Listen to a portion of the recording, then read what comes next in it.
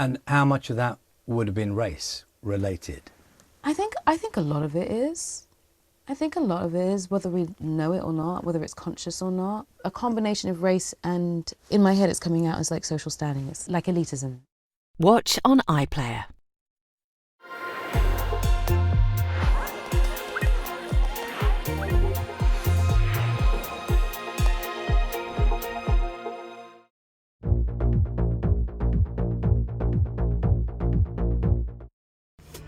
There are not many people in the world who are known just by one name, Arnie.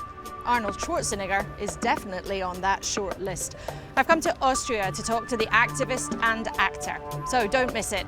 Arnold Schwarzenegger with me, Laura Kunsberg, in the interview on BBC News. Drone strikes in Ukraine and Russia, prisoner exchanges and occasional rounds of negotiation, but still no sign of a ceasefire. Donald Trump said he could end this conflict, but he hasn't yet. For more on the war in Ukraine, join me, Paul Adams, here on BBC News. Factories across China are rushing to make and ship their goods to the United States after a ceasefire was agreed between Beijing and Washington in their economic war. But how long will it last? Join me, Laura Bicker, as we gauge reaction across China for BBC News.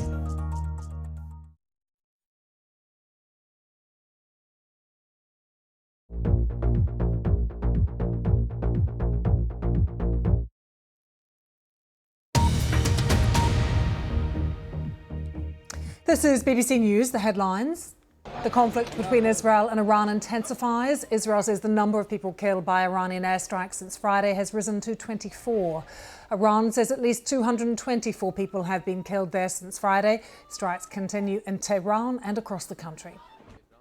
Investigators are studying the cockpit voice recorder from the Air India plane which crashed in Ahmedabad last week. G7 leaders have arrived for their three-day meeting in Canada. The conflict in the Middle East expected to now dominate discussions. Hello, I'm Lucy Hockings. Good to have you with us on BBC News now. Let's take you to Canada and discuss the G7, what's happening there. Donald Trump is there with other G7 leaders. Trade and tariffs were certain to be a topic for discussion when they got together to think about what this meeting would be all about. But of course, now we've got this conflict between Israel and Iran that is really expected to dominate the agenda of the summit. Mr. Trump posting on his Truth Social website, there was still time for the two countries to make a deal to stop the conflict.